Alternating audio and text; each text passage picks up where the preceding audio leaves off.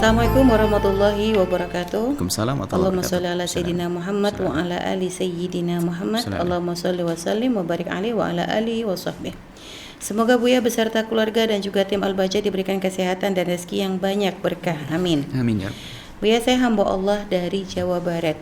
Buya, saya sudah 2 tahun tidak diberi nafkah batin. Suami saya juga ketahuan suka nonton seperti itu. Bahkan cuek terhadap anak dan pernah ada kekerasan terhadap anak. Bahkan pernah mendorong saya. Suami saya juga masih suka menghubungi masa lalu dan juga curhat kepada lawan jenis. Kami sering bertengkar soal itu, Buya, tapi suami saya selalu diam saat saya marah.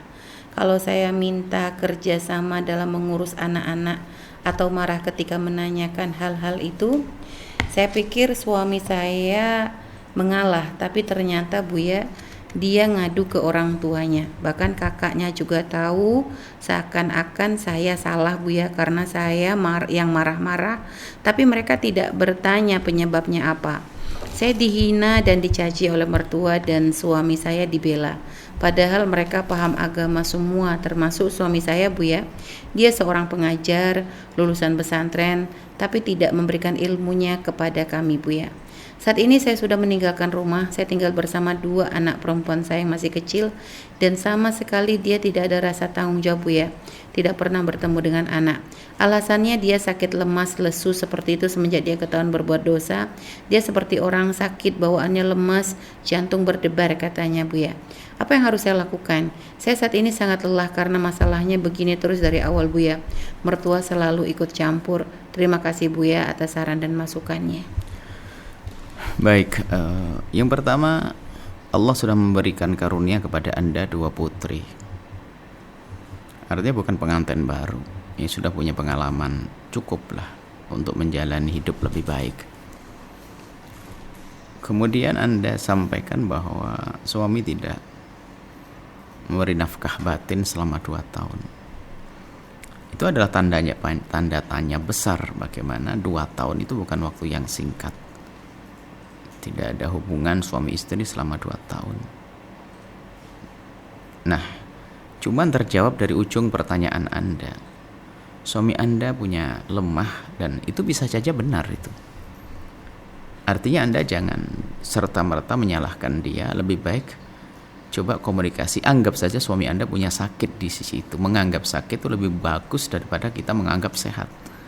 Sehingga kalau Anda menganggap dia sakit, maka akan keluar maklum dari Anda, maaf. Tinggal nanti kita selesaikan apa permasalahan. Sebab itu bisa jadi bagi seorang laki-laki yang seperti itu, sehingga sakit apa, mungkin dia punya apa, mungkin ada depresi atau hal-hal yang lain. Makanya dari apa yang beliau sampaikan, sangat mungkin sekali ada hubungannya dengan beliau tidak menyentuh Anda. Maka di saat orang mempunyai kelemahan di sisi itu, maka akan sangat sensitif kalau disinggung di dalam hal itu. Maka paling tepat adalah sebagai pasangan, bukan menuntut urusan itu, akan tapi ajak dia untuk sehat. Ngajak sehatnya bukan dalam urusan menuntut urusan hubungan batin, tidak. Akan tapi bagaimana difahamkan bahwasanya dia kena sakit. Itu apakah karena depresi, karena dia merasa menyesal dan sebagainya, lalu mempengaruhi kerja mentalnya sehingga menjadi terganggu, atau hal yang lain.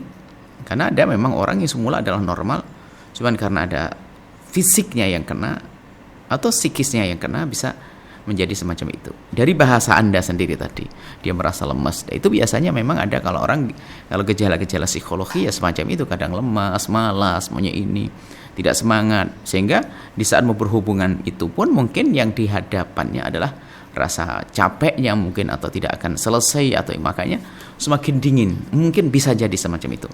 Maka sebagai seorang istri yang solehah, lebih baik Anda ngobrol yang baik dengan suami, ada keterbukaan dalam hal ini.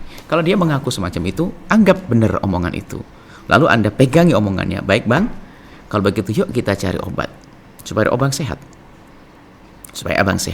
sebab mungkin dari sini permasalahannya, sehingga dia pun lihat serba tidak enak, karena sudah kalau fisik, kalau mentalnya sudah, psikisnya sudah mulai kena seperti itu, kadang menjadi tidak ngurusi anak juga, ogah-ogahan ini semuanya, seperti yang Anda sebutkan tadi. Mungkin sekali ini, tapi bisa jadi ini adalah pahitnya. Bisa jadi memang suami Anda adalah naudzubillah orang punya karakter cuek, tidak peduli. Cuman dalam catatan 2 tahun tidak hubungan suami istri adalah mungkin ada sesuatu yang aneh dalam dirinya. Yaitu mungkin sakit, itu betul. Ya, jadi kalaupun dia tidak sakit, maka ini sangat aneh dan berarti Anda harus berpikir dengan orang yang ternyata punya watak yang jelek, tidak punya ilmu atau tidak pernah mengajarkan kepada Anda.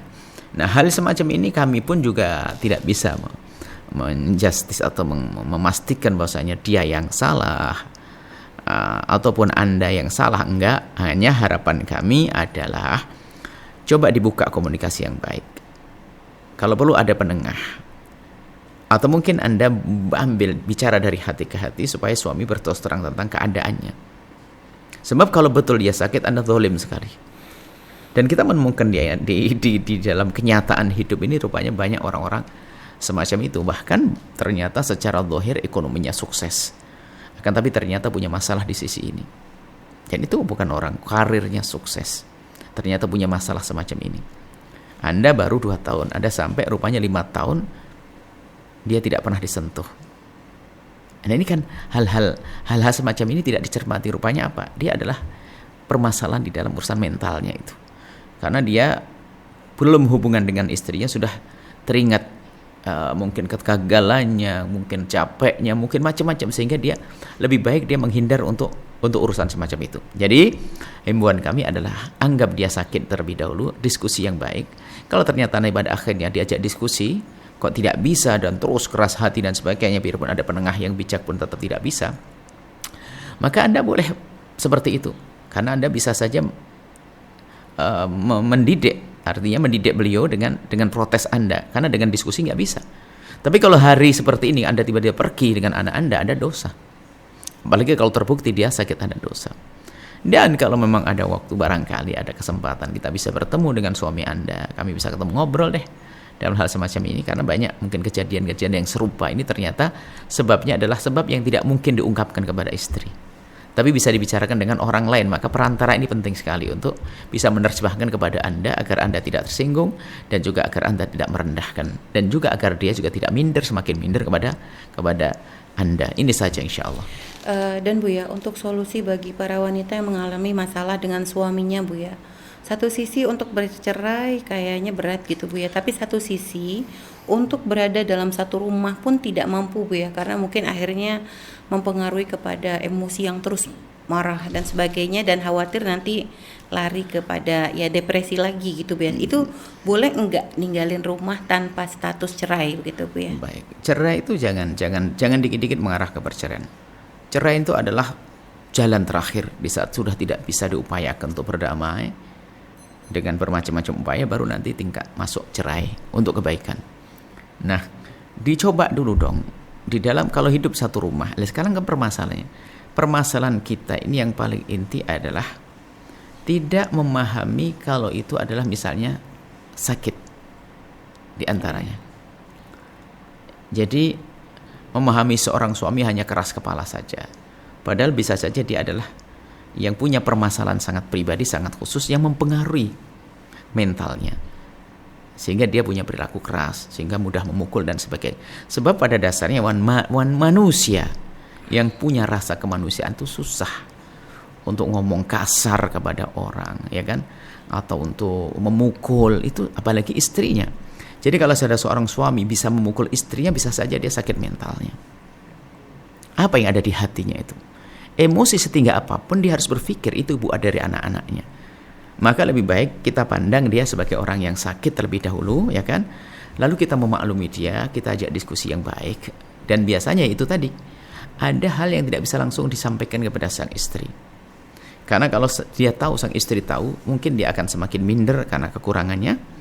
Kemudian di sisi lain adalah istri bisa saja menjadi tidak menghargai sang suami. Untuk cerai jangan, akan tapi diupayakan dulu. Ini kita sampaikan ilmunya. Ini adalah sisi. Orang itu hanya melihat manusia adalah jasad saja. Dipikir tubuhnya keker sehat, maka langsung dianggap sehat. Sementara ada mentalnya. Nanti ada sakit ruhnya, kurang iman. Sehingga menjadi orang yang naudzubillah melakukan banyak kemaksiatan. Itu kalau kurang iman. Tapi kalau sisi mental ini bukan urusan dengan iman. Bisa saja imannya kuat. Akan tapi dia tiba-tiba mukul istrinya. Dia ngerti setelah itu nyesel, nyingkirin dosa, tapi di saat ada emosi dia tidak bisa menahan. Tapi dia tahu itu dosa, tapi nggak punya iman, tidak. Kemaksiatan dicari. Jadi ada 3 penyakit. Penyakit fisik, ada penyakit mental, penyakit roh. Nah ini, roh ini adalah kurang iman. Nah kurang iman ini bahaya. Tapi ya, ini harus dikuatkan dengan imanan, duduk dengan majelis, dengan ulama. Tapi kalau mental ini harus ditangani secara spesial oleh ahlinya. Sedangkan tadi masalah hukum istri meninggalkan rumah Dia tanpa salah cerai itu seperti karena apa? dia saat ini dimaafkan karena menganggap dia didolimi kan. Iya. Tapi semestinya tidak harus ke sana dulu. Maksudnya untuk semua kasus Bu ya, artinya bukan hanya kasus yang ini saja. Artinya ketika istri sudah tidak lagi nyaman untuk satu rumah dengan suami, tapi untuk bercerai belum mau, nggak mau Bu ya, tapi untuk satu rumah tertekan juga Bu ya. Tapi harus ada upaya dulu dong. Sudah Bu ya, misal sudah. Kalau anggap sudah saja upaya, dia sah saja yang demikian itu. Karena apa? Untuk menghindari dari seorang kan boleh menghindar dari rasa sakit kan boleh. Mungkin perilaku suaminya yang menyakitkan atau lesannya menyakitkan, diperkenankan kalau terbukti betul.